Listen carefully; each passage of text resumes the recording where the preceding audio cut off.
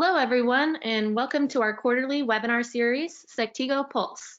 I'm Kristen Santos, Marketing Specialist at Sectigo, and I'll be moderating today's webinar. Presenting today are Sectigo's CTO of SSL, Nick France, and Senior Fellow Tim Callan. All right, just a few things before we get started. All attendees will remain on mute for the duration of the webinar, which we're expecting to take around 30 minutes, plus time to allow for questions at the end. You can submit your questions using the chat throughout the webinar, but like I said, we'll get to those at the end. But I think that's it for me. Tim, go ahead and kick it off for us. Thanks, Kristen. Hi, Nick. How are you doing today? I'm good, thanks, Tim. How are you?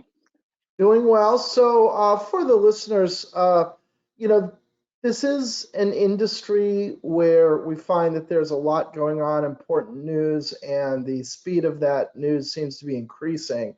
And so we decided it would be a good idea to institute a quarterly state of the industry and important news items podcast. And this is the first of those. I think you should expect to see Nick and me here on a regular basis, telling you about things that are going on in the public SSL and public certificate world. So thanks for joining me today on that, Nick.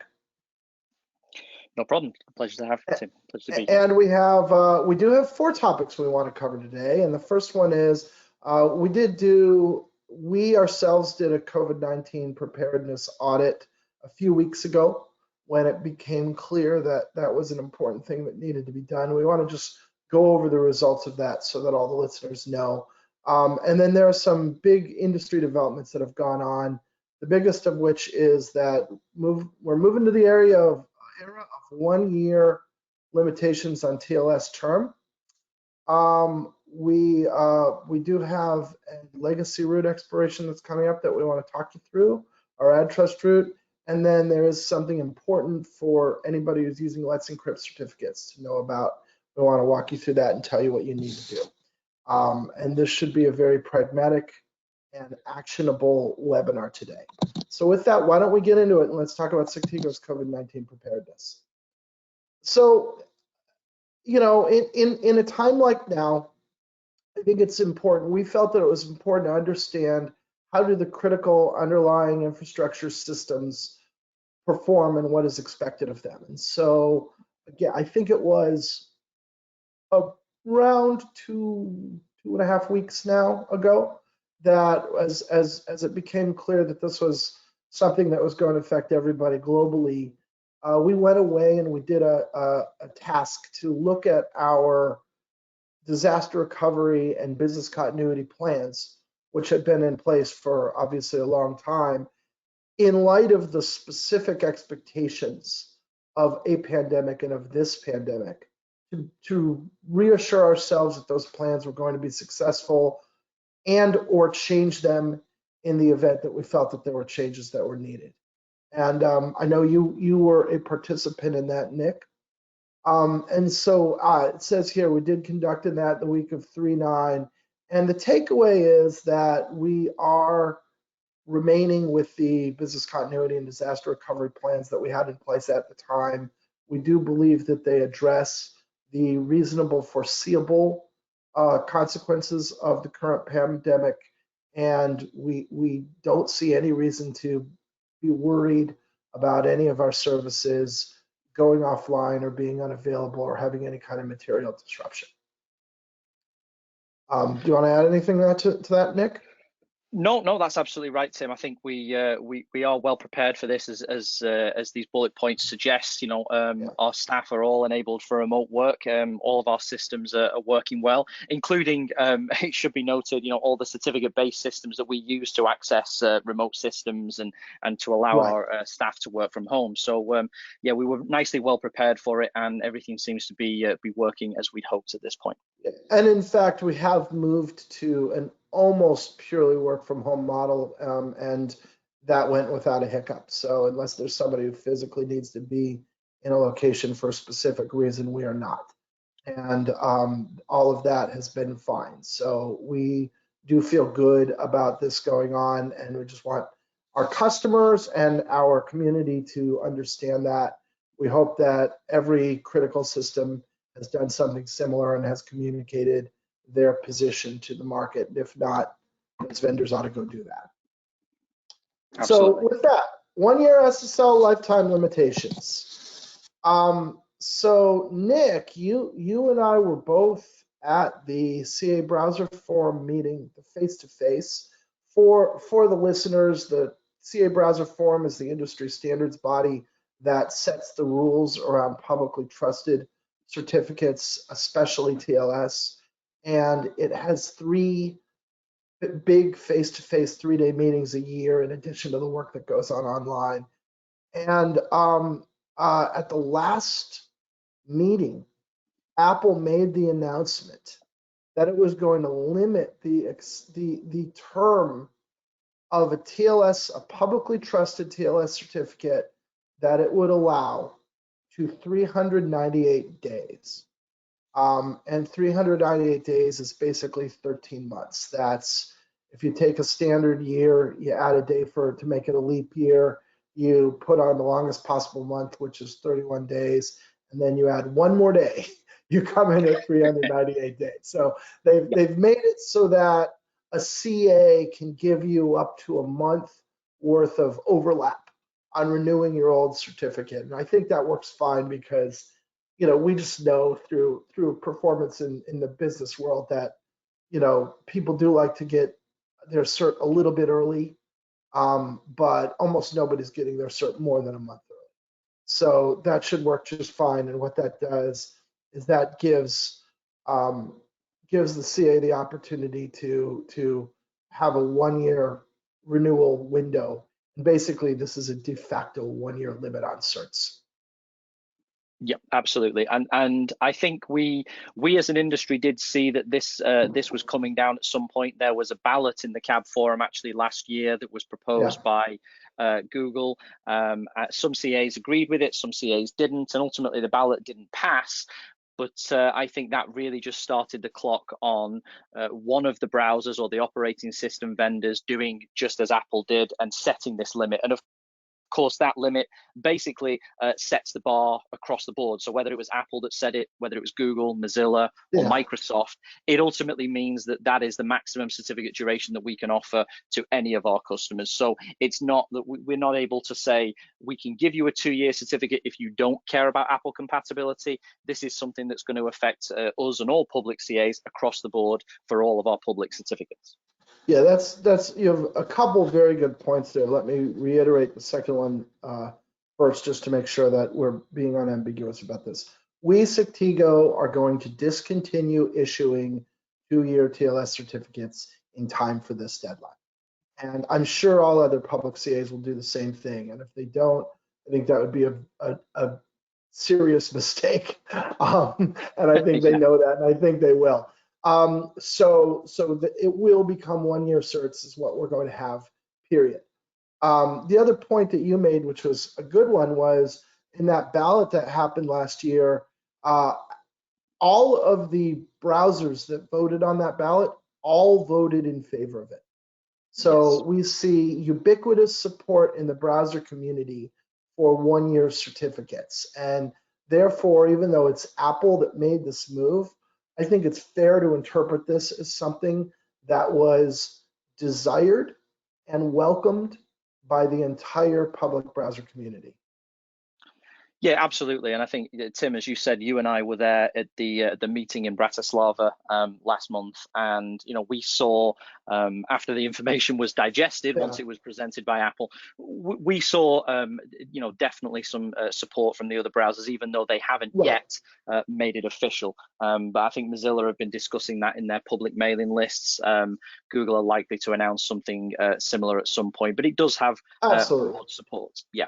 And we've seen this in the past too. When one browser makes a move and other browsers are in favor of it, they tend to line up their own requirements to match that move that's been made. This has happened in the past with CT logs and with not secure warnings and things along those lines. And so I would be surprised if we didn't see at least one major browser imposing the exact same limits prior to September 1, 2020.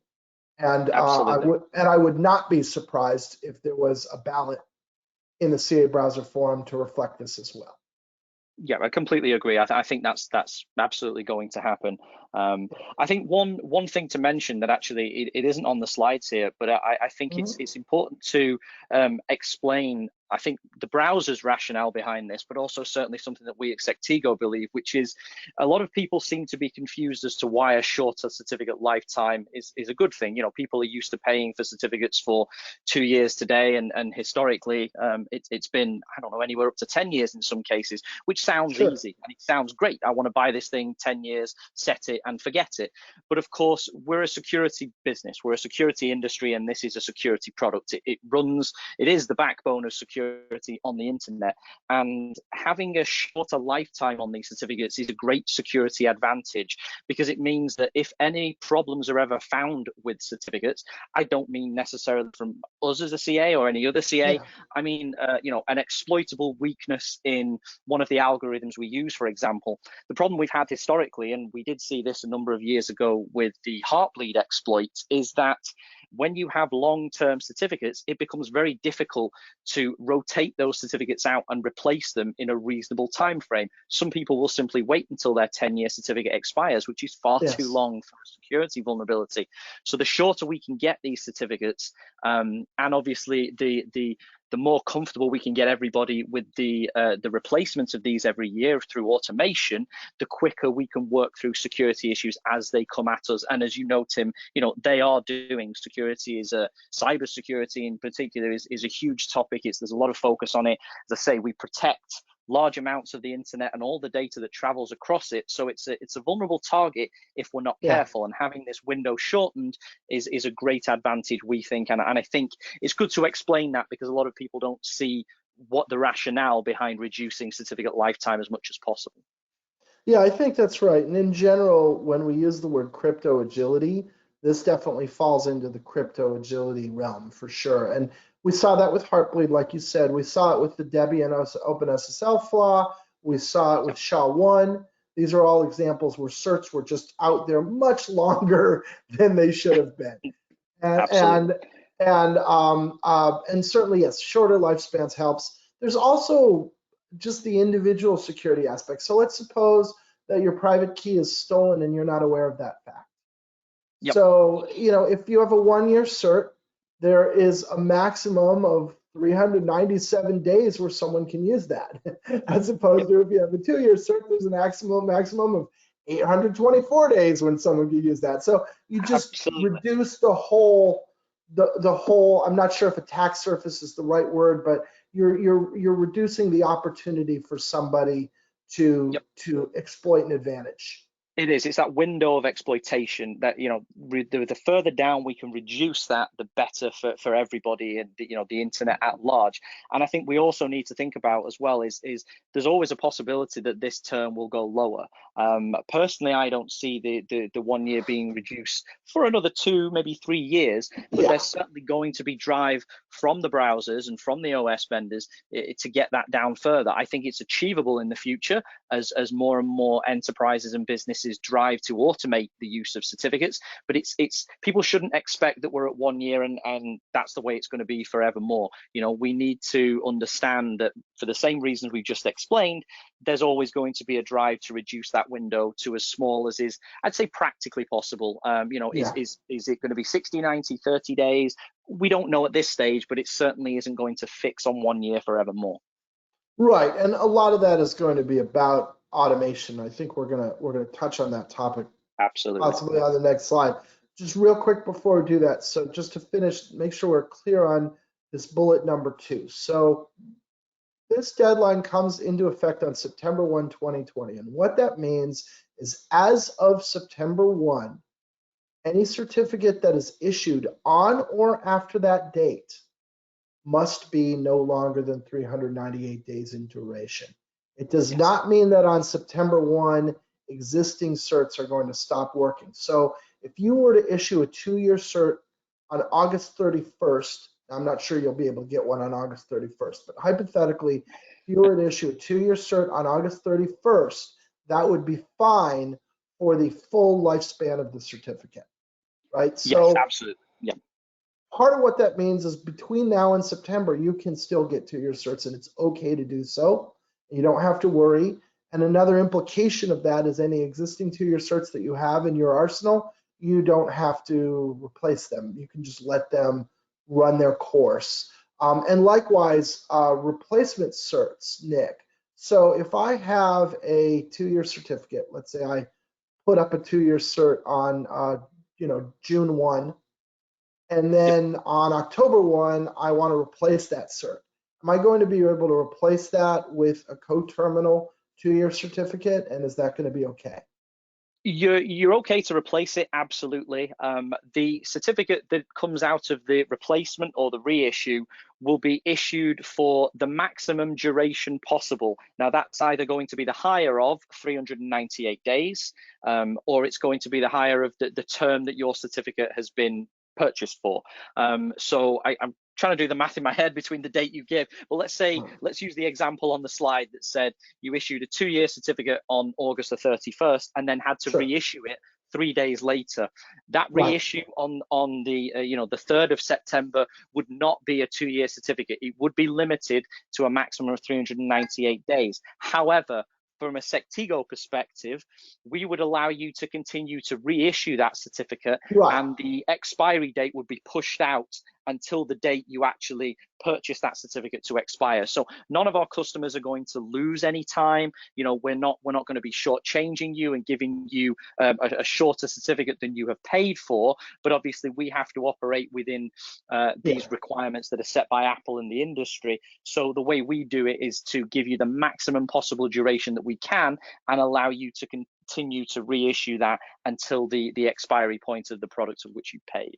So that's important to understand. I'm glad I asked. So it's a little bit of a corner case, but just so everybody knows, that's how reissuance will be dealt with. And those at that point, those certs will be limited to 398 days. It is, and I think and perhaps an easier way to explain that is the concept that a new certificate request and a reissue or a replacement, if you want to call it that, they're all the same thing. There is no technical difference between a brand new certificate and a reissued certificate. We are still fundamentally signing a new certificate for you, and so that is, has to adhere to the requirements that we have listed here. So that is a great point. So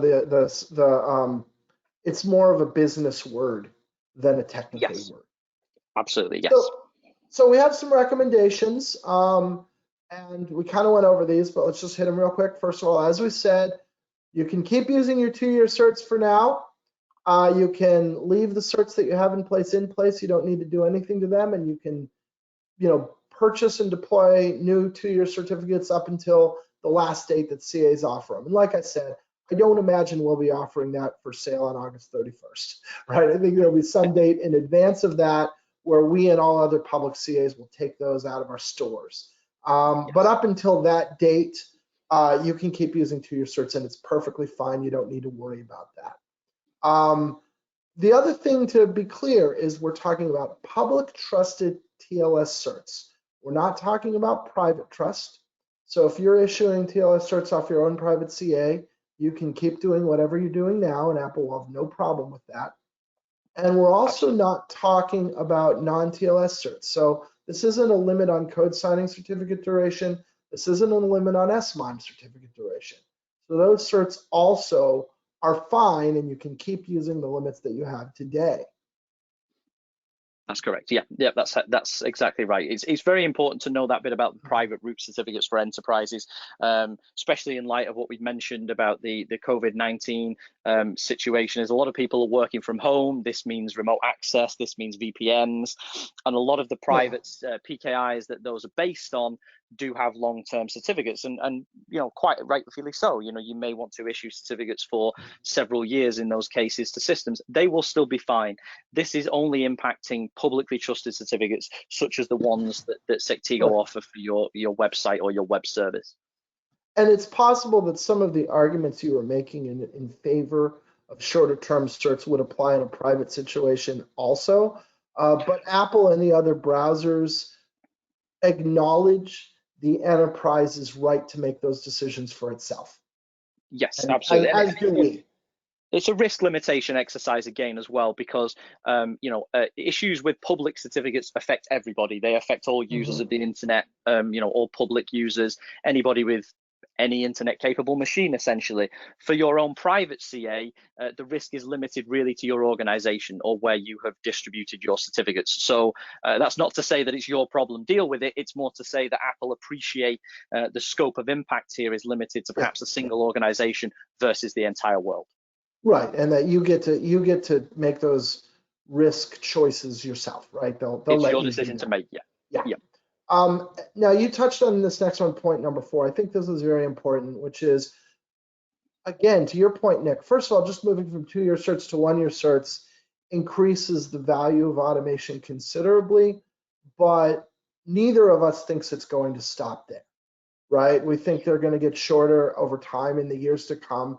And certificate automation really is the best practice. And if this might be the motivator to go put automated deployment and renewal and discovery in place, and we recommend that highly. It's a good decision for any enterprise to make. Oh, absolutely. I mean, certificate automation is a huge topic. It's something I know I've been personally very invested in for a long time now. Tim, you and I have talked about it. I think we've done some podcasts on it. We've done webinars. We've got lots of marketing material. I've done talks and presentations on it. It's a critical thing to bear in mind for all the reasons we said before. This is a security product. We need to be able to move it fast. The other thing you've got to think about, as well as this, with 1-year certificates now, you have more certificates to cycle through. But because certificates are now required everywhere, you basically can't run a website now, whether it's your e-commerce site or whether it's a simple blog with no login and no e-commerce. You can't run these sites properly with a modern browser without a certificate. So the number of certificates that anybody from a small business to a large enterprise has to manage is grown and continues to grow exponentially, which makes it an unmanageable burden if you're doing these manually. You need to look at automation. So it's about being able to move these things quickly. It's about being able to manage them at scale. And it's probably the most critical action of the list here, I would say, is to do all you can to automate the certificates you do have. That's really the key point here, because should we go down shorter, should there be a new Heartbleed incident, it would be great if most of our customers or most any users of certificates could simply press a button and have everything renew in a matter of minutes or hours and not have to worry about it. We want to get everybody to that point. And I dare to venture that part of the reason we're looking at a 1-year limit and not a shorter limit is to try to ease everybody into this idea of shorter certs in order to help us motivate enterprises to move to automation without completely crushing them, right? Yeah. But I think the idea is as these certs get shorter and shorter, it's going to be harder and harder to live without automation. Yeah, it's a definite change for a lot of people. I mean, Tim, you and I have both been in this industry longer than I thought we both care to admit. Back in the day, everything was done manually, and it still is in a lot of cases. People were copying and pasting CSRs, installing certificates into Apache manually, and that is obviously still has to happen in some cases, whether it is an SMB, and I certainly know with some of the largest enterprises, banks and telcos in the world, it is unavoidable in a lot of cases. But for the vast majority, there is this ability to automate, but it isn't an easy task. And I think that the balance between what we do and what our customers know and the browsers is we have to try and find this balancing point between the risk of a longer term certificate getting shorter and the ability of businesses, enterprises, and the kind of infrastructure that runs our world. And as we talked about before, expiring certs cause problems, so we can't force everybody to automation overnight because it could bring down critical infrastructure. So it's about easing people in, as you say, to that balance of risk versus automation, and hoping we can get everybody there. Yeah, and if you're having kittens right now because you're saying, gee, I don't have time to spin this up in time, I think this is where point number 5 comes in, which is there is an option, which is to take your certificates. Normally we have certificates that are spaced out because they get deployed when they get deployed, and there's kind of a continual drumbeat of things needing renewal. You could consider taking a batch of your certificates that are due to expire, let's say between now and the end of the year, than preemptively replacing them with 2-year certs right now. And what you'll do is you'll buy yourself some runway to get your automation in place before you run into that 1-year cycle. And that is also a tool that's available as enterprises are planning. It's one of the things that you can think about.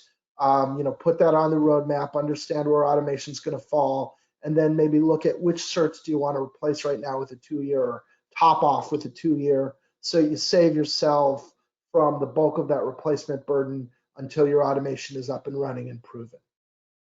Yeah, absolutely. It's a sensible tactic. I think, obviously I'd like to tell everybody to focus on the automation, but you're obviously right that taking a sensible decision to say, okay, which certificates might we not be able to automate soon? Let's get some 2-year renewals in for those now, because the simple fact is after this deadline that we've talked about, it isn't an option for Sectigo or for any public CA to go, okay, we'll make an exception for you, or we'll do this. This isn't something we necessarily have a choice over, as much as we don't agree with wanting to give exceptions anyway. It's not something we're able to do. So people need to understand that if you're going to take that path, get these renewals for 2-year certs in now, or at least before the deadline and before CAs stop offering them.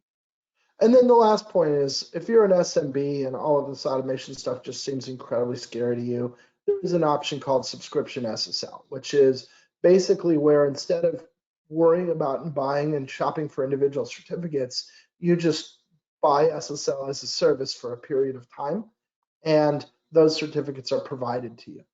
And Sectigo offers that, and so that's one of the ways that you can take some of this headache away. And subscription SSL is a lot like having a certificate automation solution in place for the SMB. Yeah, absolutely, and it helps those SMBs very much. They get a bit of peace of mind.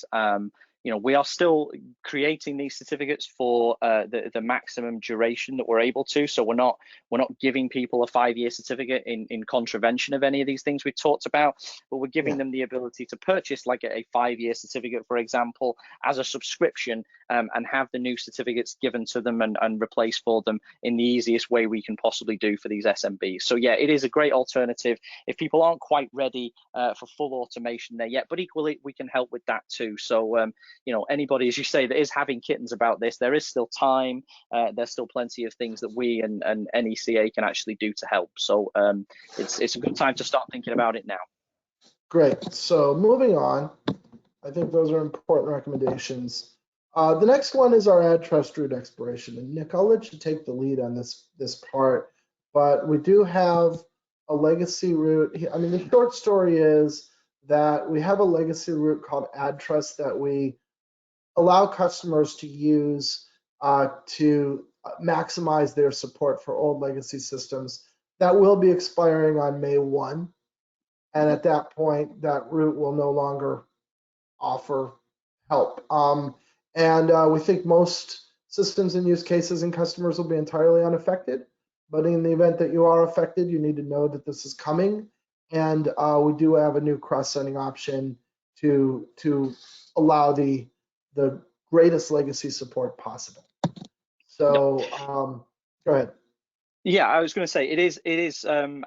Unfortunately, it's a sort of complicated topic.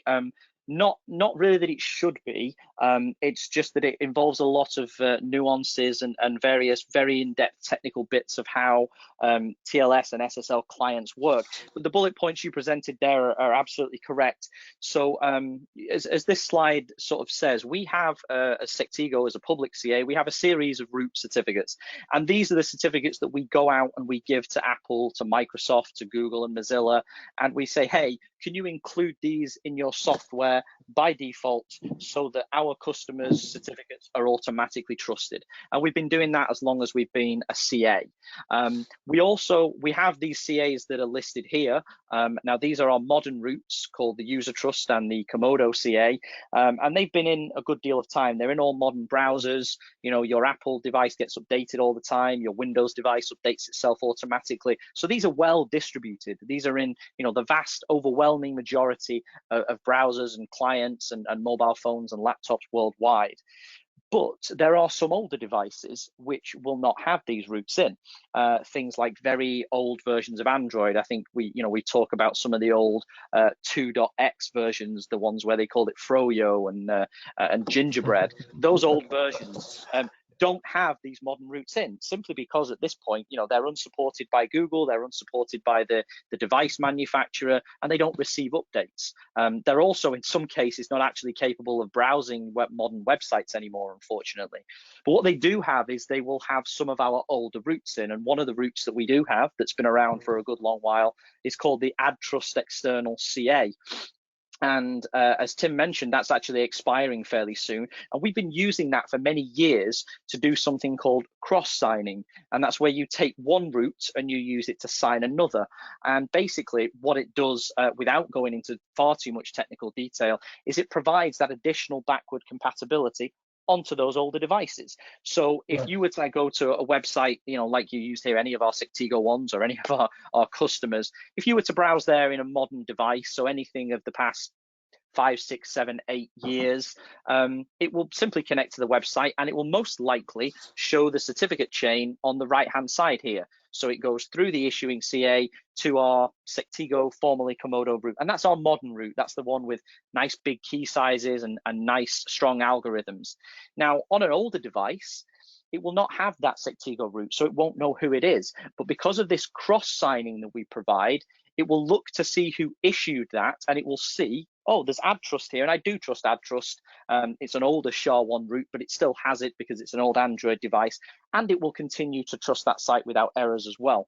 Now, because that certificate's expiring in May, we currently do still provide it to our customers because we believe providing the most compatible certificate is the best. But what we are going to do before that expiry is we are going to make a change and start offering the other cross-signing that was mentioned to another old root that we have, which is almost as ubiquitous as the AddTrust one that we have there. I say almost. We do accept that there will be some very old devices, as mentioned at the bottom here, that will fall out of support.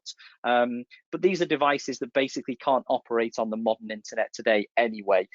So, unfortunately, they're not likely to be supported by any CA or any modern website or web service at this point. So that is the AAA route that we are going to offer the cross signing from.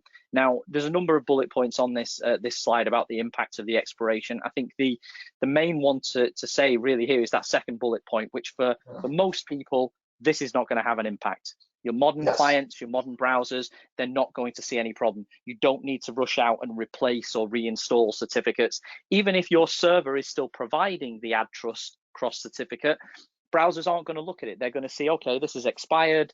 What other options do I have? Oh, this modern Sectigo route, I'll use that and continue without errors anyway. So it isn't something that people have to take any action for, and the browsers will complete the chain. They will see this without errors, so there's no reissues and there's no reinstallation. I think the one point to mention where people do need to have a look, and this mostly impacts larger enterprises or businesses where they have what I've called a closed infrastructure. So if you have a series of devices that perhaps you've manufactured, I don't know, a smart TV or a set-top box or an embedded device, where you have explicitly gone out and removed certificates from the trust store. You've gone and removed anything modern, any old VeriSign roots, any old Komodo roots, and you've limited it to just a small number of certificates. If you're relying on the AddTrust in that case, then that is a case that we will need to discuss with you, and we'll need to see what other options you have, and that's something you'll need to look into. But for everybody else that has systems with modern clients and updated systems, there isn't going to be any issue here, really.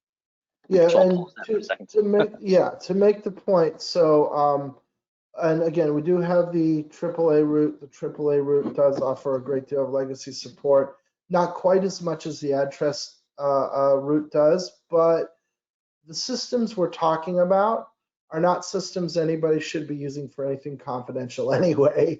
These are deprecated, unsupported devices and OSs that are so old that they're no longer getting patches, that they are rife with known vulnerabilities. And if you are using that device to communicate any confidential information, you should assume that that information is available for the taking. Yeah, absolutely. It's again, it's this talk of risk and the exploitability here. So, you know, if you have a device that only trusts AddTrust, but at the same time isn't capable of using modern versions of TLS, then you're absolutely right, Tim. You're putting any users of those systems, even if it is internal, at a level of risk because you're not, you know, following modern security practices. And I think that's a great thing to bear in mind. And as much as it often pains us to say things like some devices will fall out of support, again, we're a security business. This is a security industry, and sometimes we do have to wave goodbye to things that are insecure. And some devices have to fall out of support somewhere along the line. So recommended actions, I think we've covered these. First of all, yes, it is overwhelmingly likely that you will be completely unaffected, you will not notice, and you do not need to do anything. So, and unless you believe there's a reason to believe otherwise, you're probably pretty safe just forgetting this one. Existing certificates will not need to be changed even after May 1.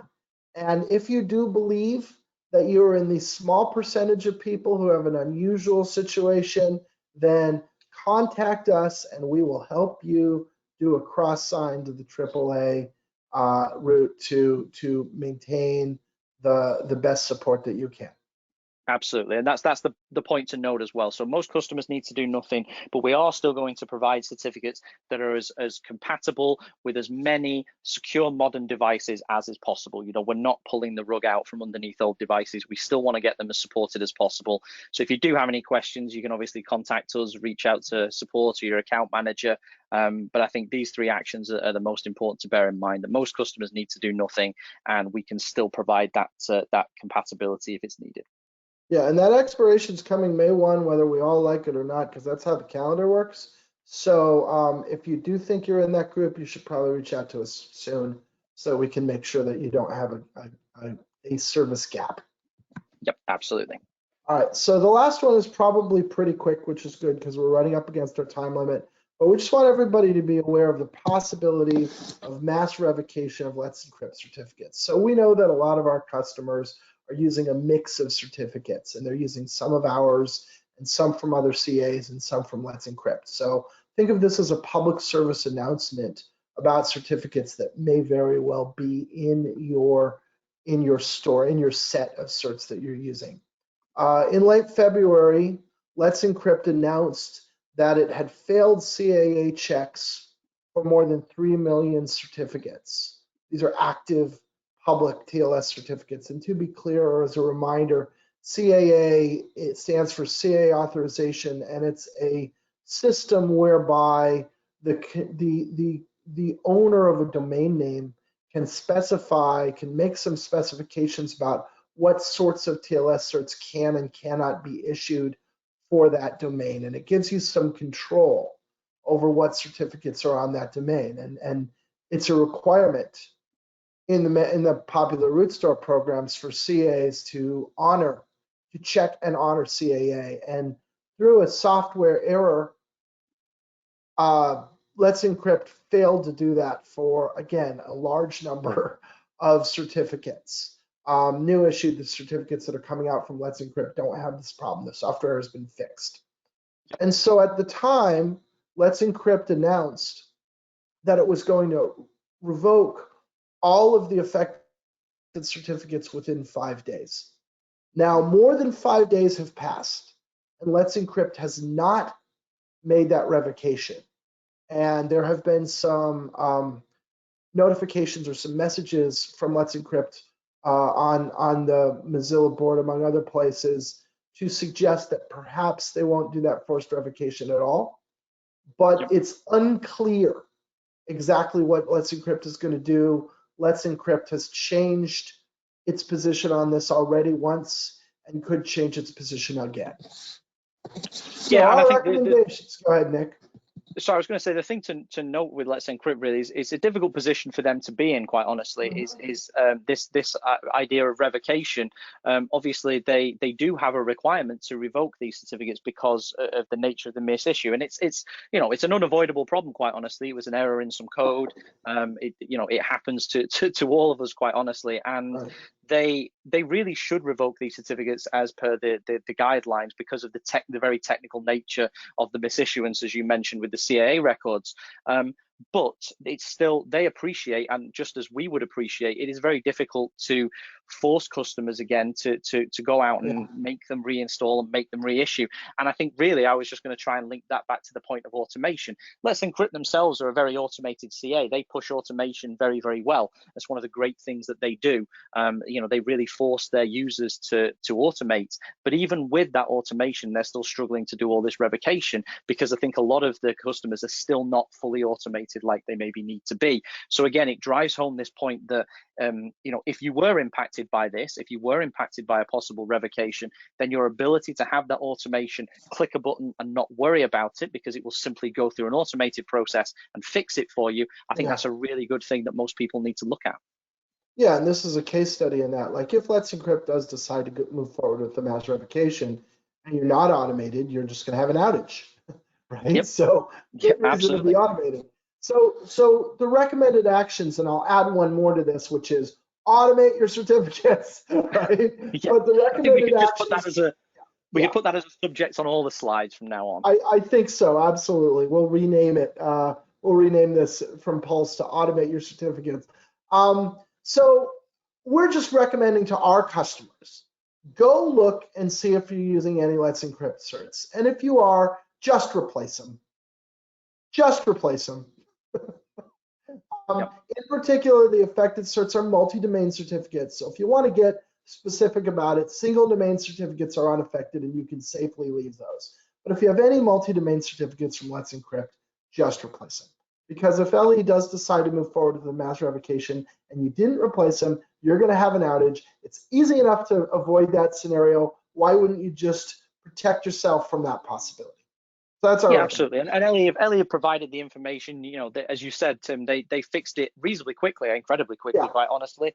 And it's a simple case of doing a standard reissue that you would do, and you can go ahead and replace it. But you're right, it's important for people to know this and to get it done because there's a huge risk of outage if LE decide to, or indeed forced to go through with all these revocations. Yeah. So anyway, that is our recommendation. Do it now. Do it ahead of time. Don't do it when you're scrambling because you've been given a 24-hour deadline. Don't do it when you find out the hard way that your systems aren't working. Just go take care of it, and then you won't have a problem. So that's it for our content for today. If you did like this conversation, I am part of a regular podcast series called Root Causes, which is focused on the PKI and security world. Nick is a repeat guest. And we do get into all kinds of subject matter involved in the world of PKI and digital certificates. And we would love to have you join us, our audience. You can just search for Root Causes PKI on any of the places where you listen to podcasts, including iTunes, Spotify, SoundCloud, etc. So with that, last point I want to make is our next upcoming webinar is coming on, I believe it's April 9th. Is that right, Kristen? That's correct. Yes, and that is in the topic. What's the title of the webinar, Kristen? Remind me. It is using PKI for business continuity in the secure workforce.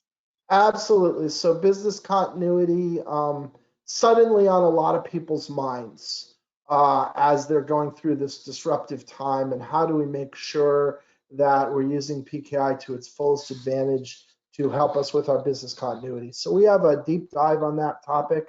I'm going to be joined by our CTO of PKI, Jason Sirocco, on that. We will miss you, Nick.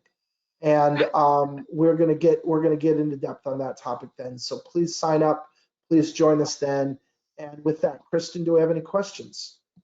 We do have questions. And just so everyone knows, that webinar, I did share the registration link in the chat window, so feel free to check that out. But to dive into the questions, and thank you all for bearing with us. I know we ran over, but we did receive a lot of questions. So let's start off. First, we have, does the 13-month term change affect code signing certs? Typical life cycle of an annually released product is 18 months to 6 months for development and 12 months for deployment and use. Yeah, so this probably came in before we got to that part. But just to clarify, no. So code signing is unaffected. And furthermore, there isn't really a strong move to reduce the lifespan of code signing certs. I don't think the lifespan of code signing certs is viewed to be as a problem. And we're not seeing a lot of pressure to reduce that. Would you agree, Nick? Absolutely right. Yeah, and I think the other point to mention, and probably one of the reasons for that is, as far as I'm aware, at least, most signed code is not only signed, but it's also, at least as part of a best practice, it's also time stamped.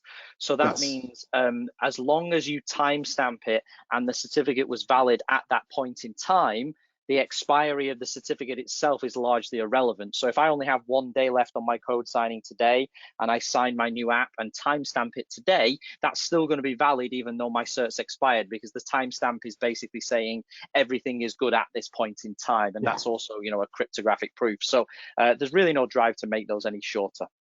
Right, and there's recognition of the fact that code can live for a long time. And that's perfectly valid. That you could give somebody an application and they install it, and there's very good reason why they could be using it 5 or 7 years from now, and no need to blow that up.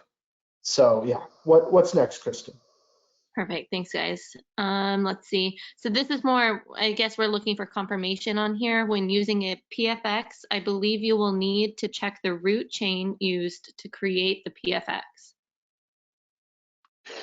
Yeah, so a PFX file is a kind of format for a certificate that also includes the private key, and it generally includes the entire certificate chain in there as well.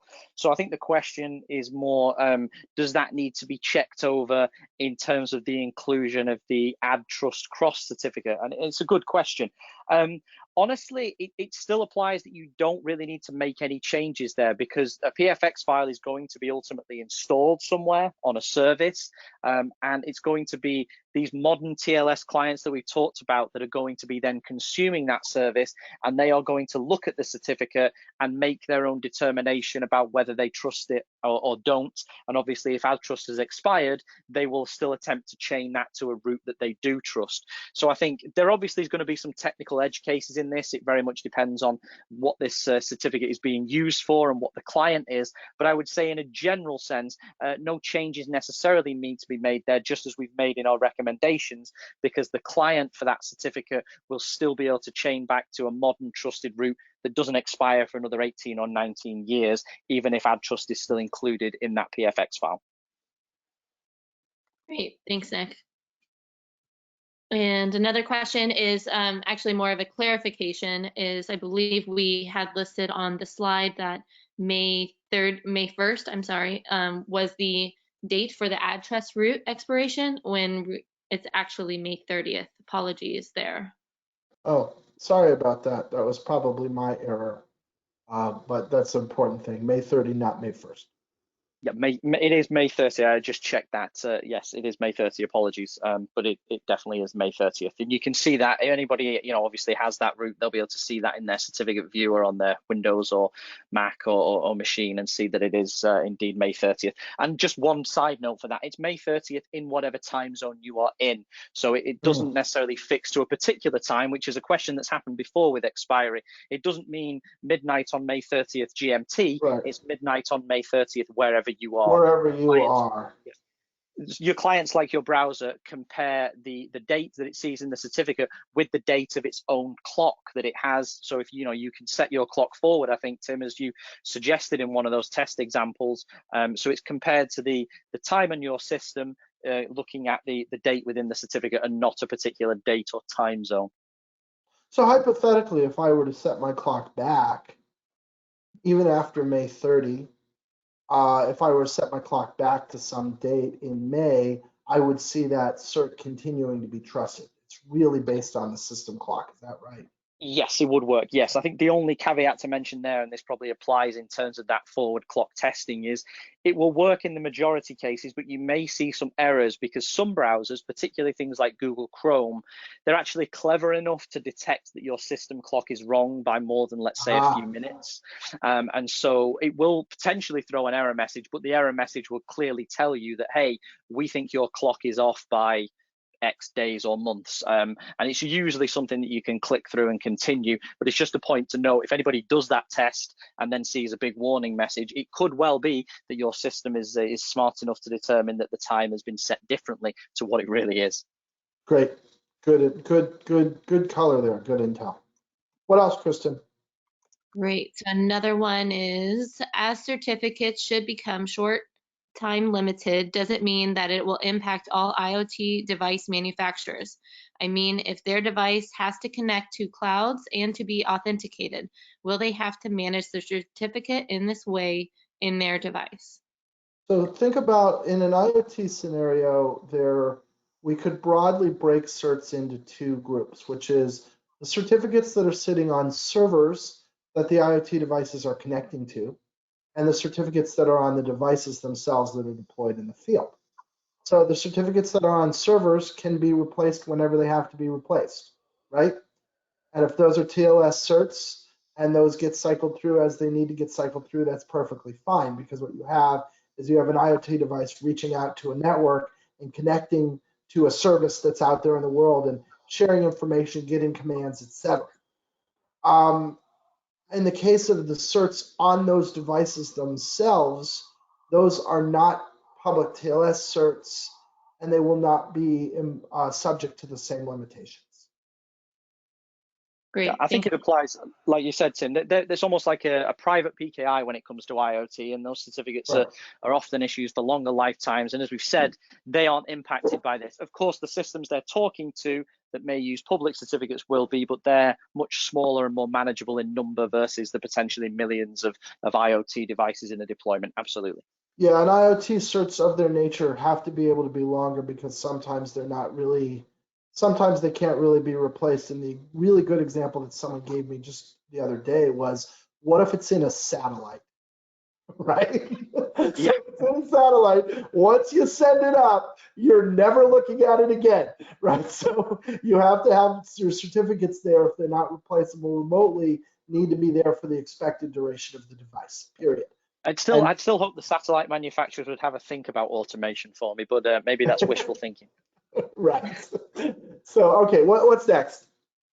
I just want to clarify for anyone that has asked, we've had a few questions on this. We are recording this webinar and we will be sending that out via email tomorrow. But another question is, Tim, are we okay with sharing the slide deck from this webinar as well? Yes, yes, 100%. But we are going to fix that error, my error, on the date before we do. So you won't see this deck. You'll see this deck with a proper date on it. Okay, fantastic. And then two more questions. Is it the case that the AddTrust is cross-signed by the newer root or the other way around? It's the other way around. The newer root is actually cross-signed by AddTrust. So the certificate chain, as was illustrated in one of Tim's screenshots in one of the slides, shows that AddTrust is the top of the chain, if you like. Then it's the modern root that's underneath it. So it's been signed by AddTrust. Then it's the issuing CA, and then the customer or the leaf certificate. So it's yeah, you can see there on the left-hand diagram, that's the order in which the certificates appear with the cross certificate. And so, Nick, I'm going to throw a question in here. Let's suppose that somebody is in that small percentage of people who feels they need to cross-sign to the AAA cert. How much time does a project like that take, calendar time? Like, when do they need to get started to be confident that they're done by May 30? And I guess we gave them another month, so that was nice of us. But when do they need to start that to be confident they can be done by May 30? I mean, really, as soon as possible. But in those kind of scenarios where they need it, it's the devices that do or don't have the support for the modern roots. And if they don't, but they can support AAA, then you don't need to do anything with those devices necessarily. So you don't need to talk about firmware updates or pushing out an update to your client. You're just talking about replacing the certificate on the system that they all talk to. So let's say this is a single website or a single web service, then what you're talking about doing is replacing a certificate on there. And it's not even the actual site certificate, the one for the domain name that you would need to replace in this scenario.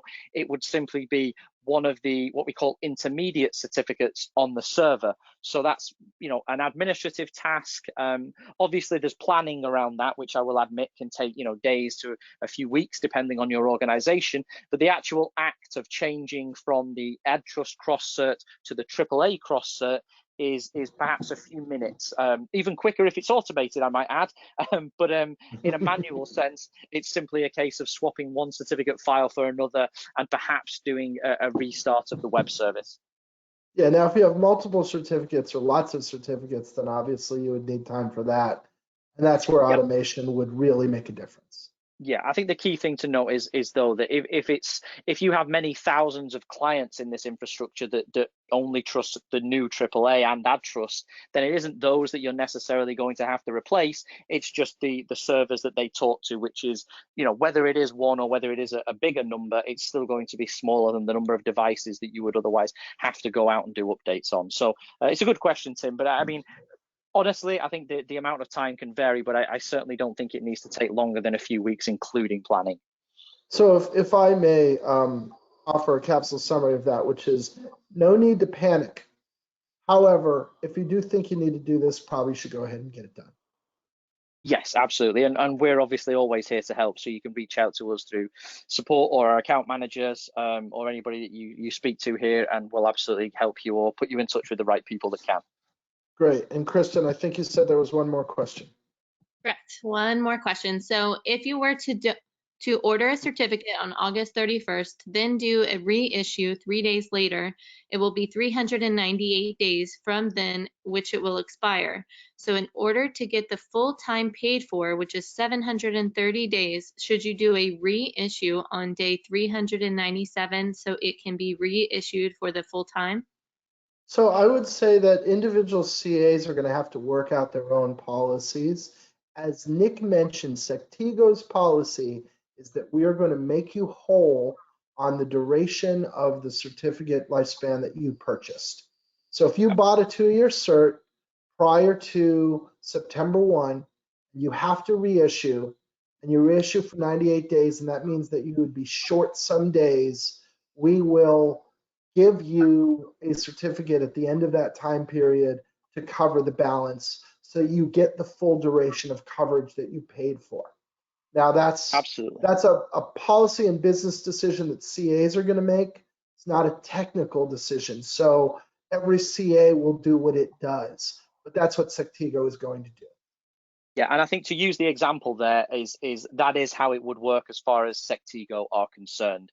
I will add to that though that you wouldn't necessarily need to wait another 397 days to do that reissue. You could do the reissue at any point in time. Whenever you do a reissue after the date on your 2-year certificate, we will push out the expiry date as far as we are able. So as I said earlier, we will make sure the expiry date is always the smallest of either the maximum duration we're allowed to issue for or the maximum duration that you have purchased your certificate for. So as Tim says, we will always make you whole. That might require more than one reissue depending on when you need to do it, but you wouldn't necessarily have to wait until the last minute to reissue. You could do it twice and the expiry date will continue to move out until you get the full coverage for the product that you paid for.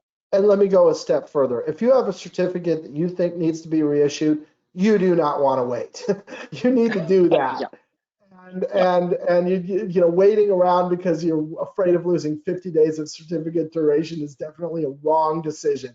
You should reissue that cert when that cert needs reissuance, period, and then we'll make it up on the back end. Absolutely, absolutely. So, Great, well, hey, listen. Yeah, go ahead, Kristen. Sorry, go ahead. I just wanted to thank you, Nick. I thought this was a great session. Thank you to the listeners for sticking around. I know we went longer than we thought, but we had a lot of material and a lot of questions and great questions, really good questions. And so just thanks everybody for joining us.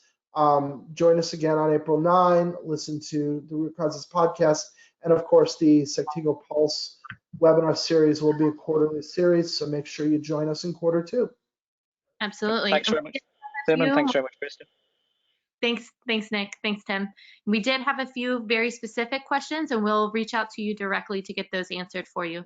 Thanks again, everyone, for joining, and look forward to seeing you at next quarter's webinar.